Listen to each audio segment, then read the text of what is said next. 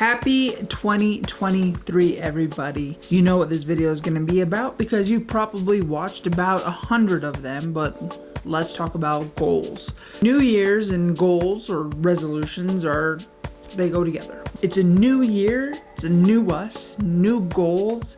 It's the time to reinvent ourselves. It's the time to change habits we don't like and to start habits that we should have started a couple years ago. But we also know that New Year's and new goals mean that most of us, about 90% of us, are probably gonna quit come middle of February. Now, why is that? Why are we so happy and so gung-ho and so excited to start this new habit, to start these new goals, and then we're so quick to give up? Well, I kind of have a theory about that. For those of you that don't know me, my name is Alexis. Mostly this channel is about family, it's about travel, it's about fun, and it's just about the life that we're trying to build every day. Now, number one, why do people set goals and then are so quick to give them up? In my opinion, it's that we set a goal, even if it is attainable, and it's so big and it sits in front of us for so long that it becomes overwhelming. You want to lose weight? Well, if you haven't cut that goal in half by the time March comes,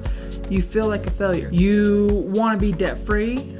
Well, if you're not halfway to debt-free by the time June comes, then you're never gonna hit your goal and you should just give up and it means nothing. You're gonna eat better, but then somebody has a birthday party, you have a piece of cake, and then why bother? I gave up, I ate this piece of cake, I gave in to my temptations, there's no reason to go on. The thing is we don't give ourselves enough room, we don't give ourselves enough flexibility, and we're constantly staring at this giant goal, this giant resolution every day. And that sucks because in order to get to that big goal, you have to make progress. You have to take small steps. There's a saying of, how do you eat an elephant?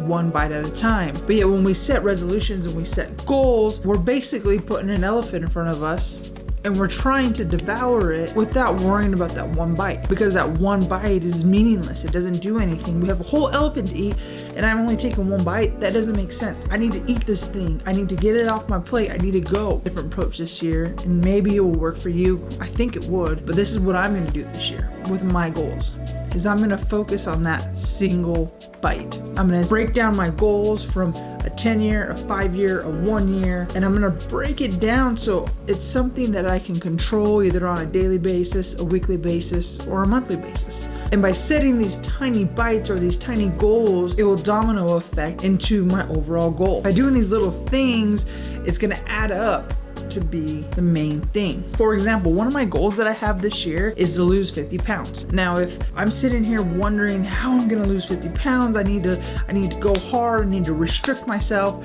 I need to work out 7 days a week, an hour at the gym, I need to do this and this and this. Just saying that makes me tired. But because we put so much stress on ourselves, we put so much pressure on ourselves that we have to do it so quickly because we live in a world where everything's so instant. If we don't get that quickly, we feel like we're failing. So I want to lose 50 pounds this year. Well, there's more than 50 weeks in a year, so I'm gonna set my goal to lose 1 pound per week. Now think about that for a second. I have to lose 1 pound per week in order to hit my goal. Can you lose 1 pound in a week? Absolutely. That's easy. You think about it, people are like, well, your goal should be higher. You should be looking at 5 pounds every few days or 10 pounds a week or whatever it is. But why? In order to hit my goal at 50 pounds, I just have to lose 1 pound a week. And I can do that. I can eat better in moderation. I can cut out some sugars. Now, the biggest thing is that we restrict ourselves so much, or we expect so much out of ourselves, that we don't give ourselves flexibility. If I miss a day at the gym, then I feel like I'm out of my routine, I'm out of my rotation, and I should just probably give up because I'm never going to accomplish it. But that's not the case. You have to be flexible and you have to give yourself a little bit of leeway. So that's my goal number one.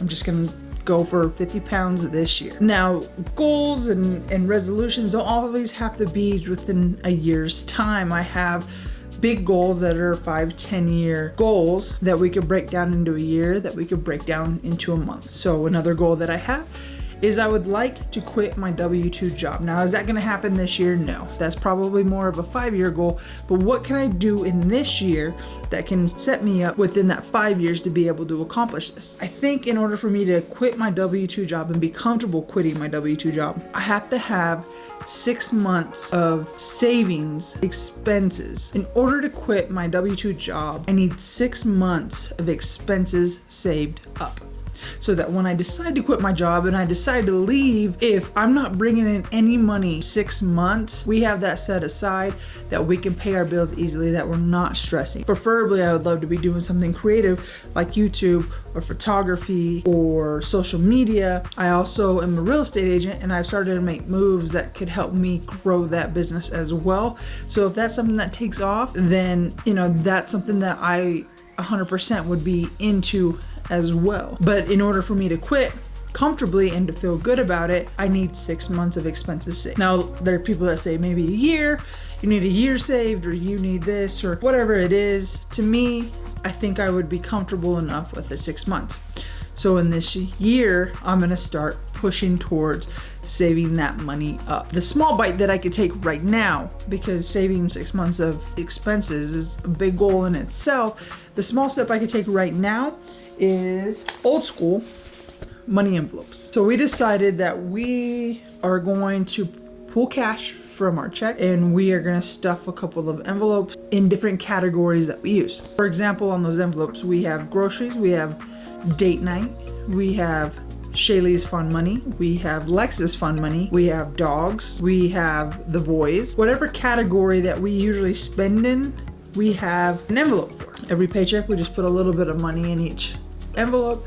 When we go to spend groceries, or we go to spend on a date night, we want to go out to eat, or we want to go get a coffee, we can pull from the envelope. If we don't have the money in the envelope, we don't have enough in there, then we can't go. But if we do, we can spend what's in here. But we can't go over this envelope. This is what we live and die by. Now, that does suck, because going to the bank to get cash out is a pain in the ass, but overall it's gonna help, because it's gonna regulate our spending. We're not gonna just keep swiping our card, which is easy to do. We actually had to put cash in here and take cash out of here. Being able to see that and feel that leaving, I think it's gonna help us save more money that way. Now, goal number 3 that I have for this year, and again, this is gonna be another 5-year goal. I think it's gonna be a little bit sooner than 5 years, but overall, an overall goal within the 5 years is I would like to buy a new house. Now, it could be an existing house that has the right layout that we want. Most likely, I think it's gonna be a new build. We wanna build a house with the floor plan that we want, with the finishes we want, and that is something that I want to do. I see that happening, I think, within 3 years, hopefully before 5 years, but it is what it is. So that's what I want, is I want to buy a new house. In order for me to feel comfortable buying a new house within 3 to 5 years, I need to pay off my credit card debt. Now, some people would buy houses with credit card debt, and that is fine. Like, whatever you feel comfortable with. You're not house poor, and you're not hurting for money, and you're not having to change your lifestyle too much, that's fine. You can do what you want to do. But for me, I want to be credit card debt free. Both me and Shay are working on this. We have sat down, we talk about it every week, about our money and where our money's going, the bills that we're paying, the cards that are trying to get paid off, what we're focused on. We have it all set up. But within that big goal that we have, obviously, of buying the house, we want to pay off our credit card. Well, paying off credit cards and paying off the debt is a big goal as well. So I need to break that down a little bit further. So what we're doing is, this month, for example, we are going to be doing a no spend January. That means we can't go shopping, we can't shop online, we can't buy random things. If we don't need it, we can't buy it. And mostly a need is gonna be groceries and gas. And even at the grocery store, we can't buy candy, we can't buy treats, we can't buy snacks. It has to be stuff that we need. So like eggs and milk and bread, and the food that we're actually gonna consume right now that we need is the only thing that we can buy at the grocery store. Now, there is a loophole and there is a little bit of a gray area where, as far as this goes, we did receive some gift cards for Christmas. We also had some points built up for certain like free food or free drinks. So we are able to use that and not take a ding on our no spend because we're not actually using cash. We have, for example, we have some points for Starbucks. We also receive some Starbucks gift cards. So at the middle of this month, if we're really craving a Starbucks or we have a gift card that we can use, we also got a whole ton of Chick-fil-A gift cards, which is insane. Shay's stepdad ended up giving us $100 in Chick-fil-A. Yeah, you heard that right. $100 in Chick-fil-A gift cards. You know, we're not 100% not going out, but we're not using our money. Even though we have gift cards and points that we can put towards these free items, we're using them sparingly because, I mean, we're only on day 10. We've gone 10 days strong, not spending any money. But if we decided that we wanted to get Chick-fil-A or we wanted to do this and we got it within that time, we're out. So we're kind of hoarding them, making sure that we actually want them, and then we'll decide if we want to go get them. And that is actually like the best part about this, is that it's making us more intentional with our money and our spending.